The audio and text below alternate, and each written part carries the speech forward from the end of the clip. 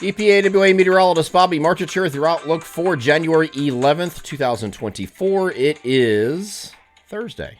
Thursday video forecast is proudly sponsored by North Penn Car Wash in Lansdale, Montgomery County, Pennsylvania. Keep your vehicle looking great all the time and stop wasting your money on those costly individual washes with North Penn Car Wash's Unlimited Car Wash Club. You can join at a very low price starting at just $13.95 per month, and it's the only place where weather doesn't matter. Snow, ice, and roadway salt and brine season is upon us. It's what I like to call slop season, right? Your car or truck can turn into a cruddy mess very, very quickly, but you don't have to break the bank in order to keep your vehicle clean.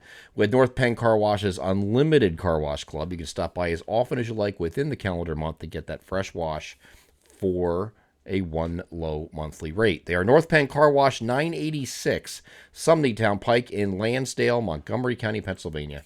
Proud sponsors of the Thursday video forecast. So today, if you split the territory in half, I'd say go I-80 and north here. You're probably going to be dealing with a lot of more clouds and sun up there. South of that line, you're more sun than clouds today, and that's because you have this disturbance, very weak disturbance. It's going to be falling apart, moving to our north. Can't roll out closest to the New York-Pennsylvania border, like between I-80 and the New York-Pennsylvania border. You see a flurry or a quick snow shower, but it doesn't really do too much. It's going to fall apart as it moves through. New York State, so that's it for that. But otherwise, the southern half of our region today is mostly sunny. So we have a temperate day, low to mid 40s generally today, and then we take the temperatures up a little bit ahead of our next system on Friday. And because of that, I don't see there being a big snow issue at the onset from like we had the other day on Tuesday system where we had that big surprise here at State College. You might have a little bit of that, but it's going to be like probably northwest PA up in these areas. If you do see something that's going to mix initially, it might be very briefly nearest, again, those same areas that had it last time, but it's not going to be a 6-inch deal in State College again this time that we had last time, okay? So I don't think big difference to that is last time was coming in at the very coldest time of the morning. This is going to be after the day is already warmed up. You see the range here, 45 to 55 is this temperature spread on Friday. So the whole day is going by with nothing, right? And you're just mostly cloudy the whole day or increasing clouds on Friday, but it's not going to be that fresh cold for the morning, early in the morning when like it came in last time. So we have another system that's going to be very similar to last time in terms of the synoptics of it, right? Because you have another cutting system in the Great Lakes. You have some redevelopment farther east, but there's some big key differences here between Tuesday. So I don't want to make this comparison like, oh, here we go again. Precipitation is not going to be nearly as much as it was on Tuesday, okay? So you can cut those in half, if not more, okay? It's going to be faster duration, so it's at any given location, and it's raining for about 6 hours, okay? Also, the wind isn't quite as high-end as it was during that event, but it'll still be windy, just not quite to that level that we saw on Tuesday. So those are three different things there that make this different, okay? So you will have periods of rain moving across the region that are going to end a few hours after midnight at most locations, and then it's out of here. And then we have a stronger cold air advection-related wind push here on Saturday. We had that yesterday on Wednesday. And people are like, well, why is it so windy? Do you not watch my videos? I showed you why it was windy. It's cold air advection coming in behind in the wake of that system. We're going to have the same thing happen on Saturday. I think the potential there is for wind gusts to be a little bit higher, just a little bit, with that cold air advection because we have a lot of cold air coming in, a lot colder than we have been. True winter cold coming in here on Saturday. So whatever you have for a high temperature on Saturday morning is going to be achieved early in the morning, and it's going to drop after that, okay? So you're going to have temperatures falling to the 40s and 30s through the afternoon after starting off near 50. Some places in the 50s, like down by Philadelphia, should be about 55, 56 to start the day early, and then the temperatures are going to steadily drop as that cold air works in. So we'll get ahead. I'm putting the cart ahead of the horse here because I wanted to talk about this system coming in. I do have this as a precipitation type map, just so you can see. There might be a few flakes starting off here, but this is not anything like we had the other day, just briefly, and then this goes over to rain.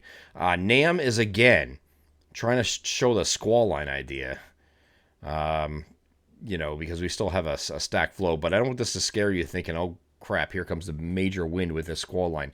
This doesn't seem like it's that kind of squall line. It's just a period of heavier rain that along the baroclinic boundary that's separating warmer air out in front or milder air out in front and colder air behind it. So this is just separating that boundary. And because of that, and enhances the rainfall with a heavier burst of rain as this moves through. But this at any given location looks like it starts.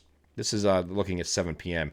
So anytime after that, it starts working northeast by about 8, 9 o'clock elsewhere, and just overspreads the territory. It is going to come down heavy for a little bit, okay?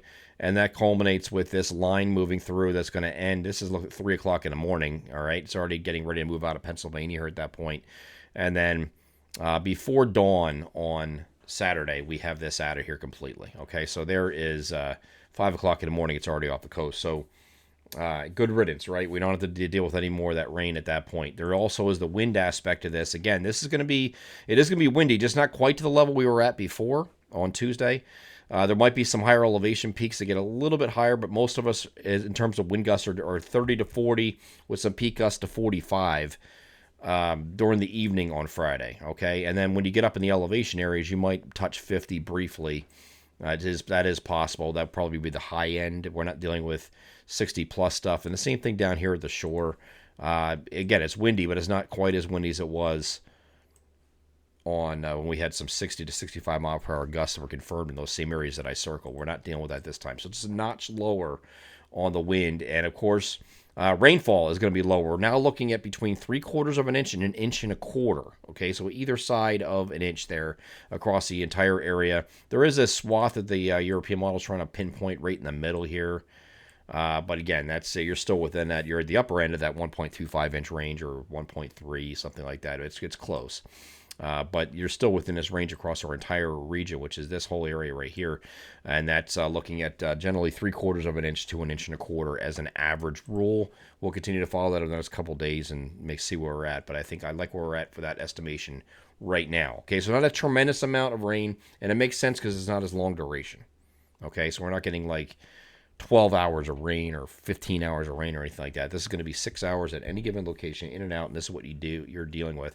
Now, the fact that we had all these other rainstorms, it doesn't make this any easier of a pill to swallow because it's going to be still something we don't need, and it's going to cause problems even with just that amount of rain, which normally wouldn't as a standalone. But the fact that it's coming on the heels of all these systems, this is not something we need right now, especially with all the flooding we just had with the last one. Okay? So once we get past this on, again, it's breezy on Saturday. Here's that cold air advection-related wind here on Saturday, by the way. You got a lot of gusts between 30 and 40 throughout the day. So it's a little bit higher than what we saw yesterday, but it's going to be generally during the day before it, and evening. And then overnight, it slacks off a little bit. I do think you're still going to be breezy on Sunday, however. And that's also cold air advection related. So this is what happens in winter. You have the big cold push come in. This kind of lasts more than one day. But I don't think they're quite as high as far as the gusts are concerned here on Sunday. Probably like a 15 to 25 deal rather than 30 to 40. Okay, so we'll continue to follow that over the next couple of days.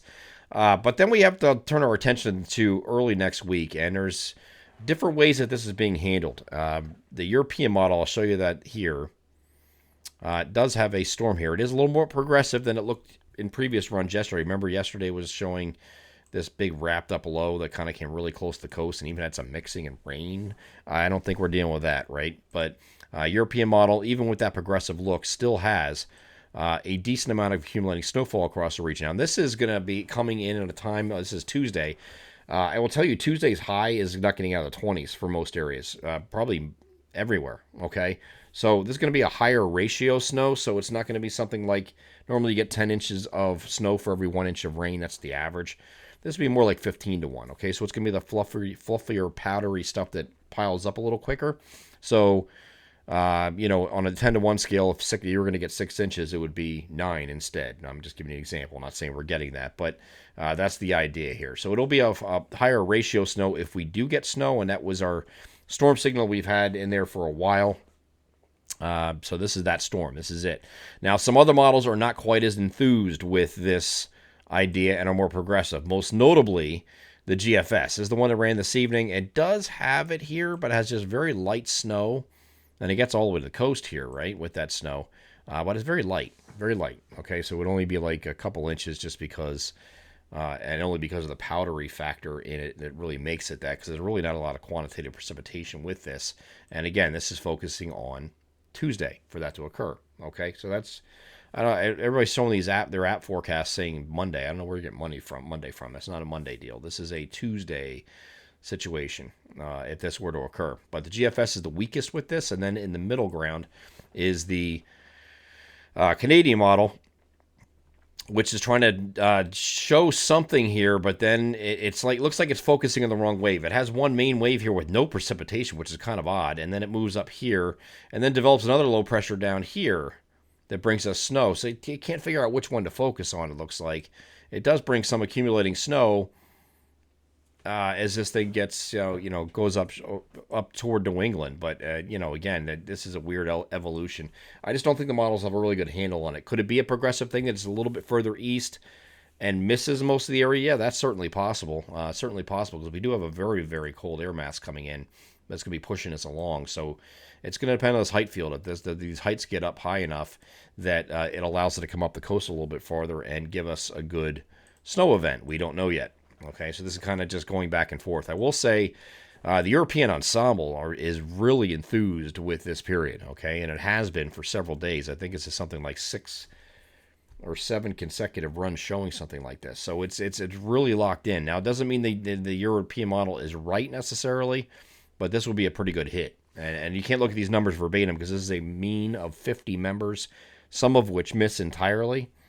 So, and it's still producing this, and this is also not accounting for ratios, which would be higher too. So, I don't want to. This is something we just have to continue to watch for the next couple of days. But there is a chance of snow next week, and it will be centered around Tuesday. So when we know something, we'll let you know. But there's a lot of different possibilities right now with this, as can be expected, from a more aggressive solution like the European model has, and its ensembles versus something that's not really that thrilled, which is the GFS, and the Canadian's kind of in between, but it's doing something with the energy pieces differently. So just a lot of the confusion here. We have to wait and see how this plays out over the next couple of days. But I do want to get beyond this first system, which is Friday night. Okay, Friday night is still going to be another semi-impactful system because it's not going to be nearly to the level of what we just had. But again, on the heels of everything that's been happening, even an inch, either side of an inch of rain will cause problems, especially when you're adding wind into the equation.